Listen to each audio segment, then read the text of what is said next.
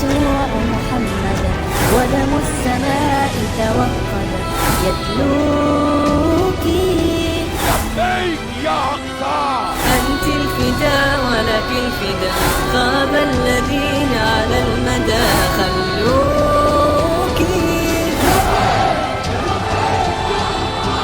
ستثور بك الأمم وتموت بك الطغاة وتعود لك جنگی جنون میں مبتلا اسرائیلی مظالم کے خلاف اور مظلوم فلسطینیوں سے اظہار یکجہتی کے لیے جماعت اسلامی کے تحت شارع فیصل کراچی پر ہونے والا عظیم الشان فلسطین مارچ اتحاد امت کا بھرپور مظہر ثابت ہوا۔ مارچ میں لاکھوں شرکاء نے شرکت کی۔ اس موقع پر شرکاء نے فلسطینی مسلمانوں اور حماس مجاہدین کی جدوجہد کو بھرپور انداز میں سراہا۔ فضا نعرہ تکبیر اور لبیک یا اقصی کے نعروں سے گونج اٹھی۔ لبیک لبیک یا اقصی.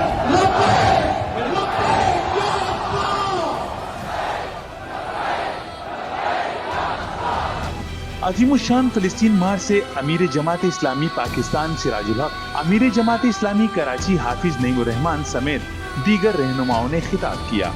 اس موقع پر سراج الحق کا کہنا تھا کہ ہم اپنے فلسطینی مسلمان بھائیوں کے ساتھ کھڑے ہیں۔ ان کا کہنا تھا کہ اگر عالمی قوتوں نے مداخلت کر کے جنگ بندی نہ کروائی تو یہ تیسری جنگ عظیم کا پیش خیمہ ثابت ہوگا۔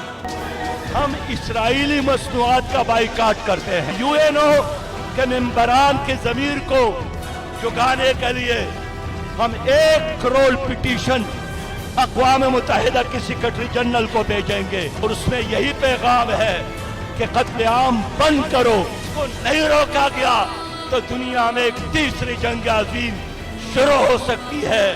حافظ نعیم الرحمان نے اپنے خطاب میں کہا کہ ہم اسرائیل کے ناپاک وجود کو ریاست کی صورت کبھی قبول نہیں کر سکتے۔ فلسطینی مسلمانوں کی حمایت جاری رہے گی۔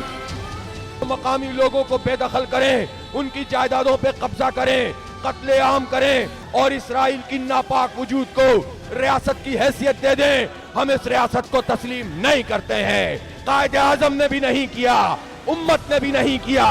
مقررین کا کہنا تھا کہ ہم سعودی عرب کا اسرائیل سے رابطے منقطع کرنے کا خیر مقدم کرتے ہیں۔ اس موقع پر ہمارے حکمرانوں کی خاموشی اسرائیل اور امریکہ کا ساتھ دینے کے مترادف ہوگا۔ انہوں نے مسلمانوں سے اسرائیلی مصنوعات کے بائیکاٹ کی بھی اپیل کی۔ عظیم الشان مارچ میں کراچی بھر کے مختلف علاقوں سے شرکاء قافلوں کی صورت میں شارع فیصل پہنچے۔